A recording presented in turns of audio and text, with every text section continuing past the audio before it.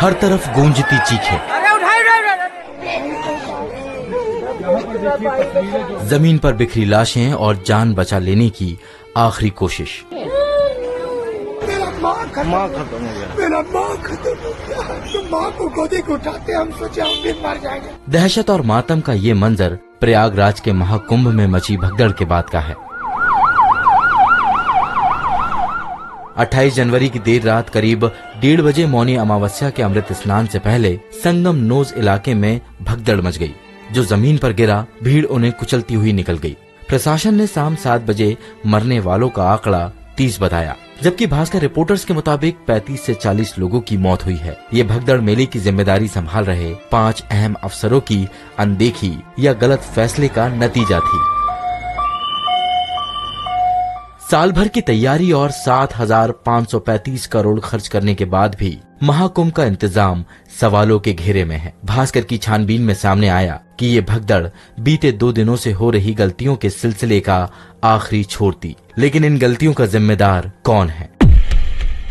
मेला अधिकारी विजय किरण आनंद ने बढ़ती भीड़ देखकर मौनी अमावस्या के 2 दिन पहले यानी 27 जनवरी से पांटून पुल को बंद करने का आदेश दे दिया। ऐसे में जो लोग संगम की तरफ थे वो अखाड़ों की तरफ नहीं जा पाए और वो लोग संगम नोज पर ही रुक गए। घटना के वक्त जो लोग जमीन पर सोए हुए थे वो भगदड़ में कुचले गए। पांटून पुल बंद होने के पीछे वीआईपी मूवमेंट को बड़ी वजह बताया जा रहा है। आरोप लग रहे हैं कि प्रशासन नहीं चाहता था कि आम लोगों की भीड़ संगम पर इकट्ठा हो, इसलिए पुल बंद कर दिए गए। अगर सभी पांटून ब्रिज चल रहे होते तो भीड़ आसानी से मेले से बाहर चली जाती।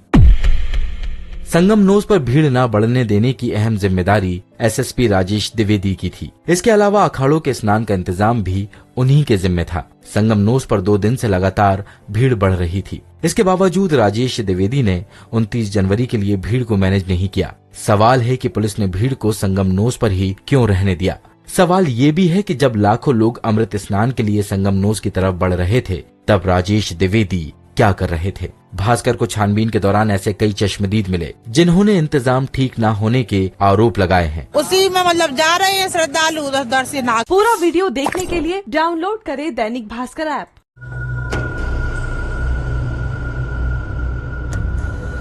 मैं बॉम्बे से आया हूँ सर, 4 दिन गाड़ी में बैठ के और अभी यहाँ से सुबह 4 बजे से रुका हूँ और अभी ये अभी प्रशासन कर रहा है कि तुम रिटर्न चले जाओ। कैसे चले जाएंगे? ये कहना है आत्माराम पाटिल का, जो महाकुंभ जाने के लिए महाराष्ट्र से चले थे, लेकिन महाकुंभ में भगदड़ की घटना के बाद बुंदेलखंड एक्सप्रेसवे पर चित्रकूट में फंस गए हैं।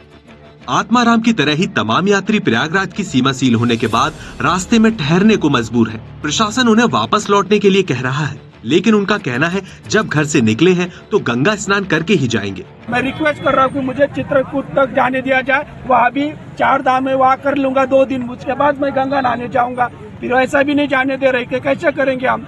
हमारे साथ महिला है, छोटे छोटे बच्चे है। महाकुंभ जाने के लिए जो लोग निकले हैं उनकी क्या स्थिति है? दैनिक भास्कर की टीम ने ग्राउंड पर जाकर इसका जायजा लिया। वाराणसी की तरफ से प्रयागराज जाने वाले सभी वाहनों को भदोई, बाबूसराय, औराई, गोपीगंज, लाला नगर, थाना ऊंच और बॉर्डर के पास रोक दिया गया। इससे वाराणसी में बुधवार शाम तक 20 किलोमीटर लंबा जाम लग गया।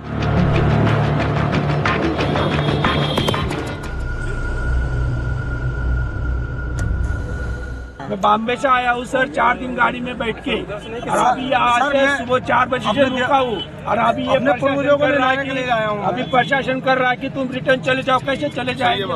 ये कहना है आत्माराम पाटिल का, जो महाकुंभ जाने के लिए महाराष्ट्र से चले थे, लेकिन महाकुंभ में भगदड़ की घटना के बाद बुंदेलखंड एक्सप्रेसवे पर चित्रकूट में फंस गए हैं।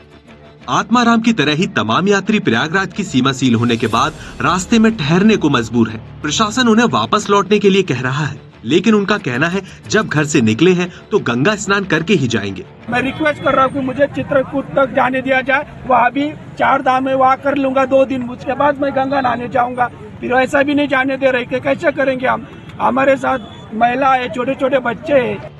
महाकुंभ जाने के लिए जो लोग निकले हैं उनकी क्या स्थिति है? दैनिक भास्कर की टीम ने ग्राउंड पर जाकर इसका जायजा लिया। वाराणसी की तरफ से प्रयागराज जाने वाले सभी वाहनों को भदोई, बाबूसराय, औराई, गोपीगंज, लाला नगर, थाना ऊंच और बॉर्डर के पास रोक दिया गया।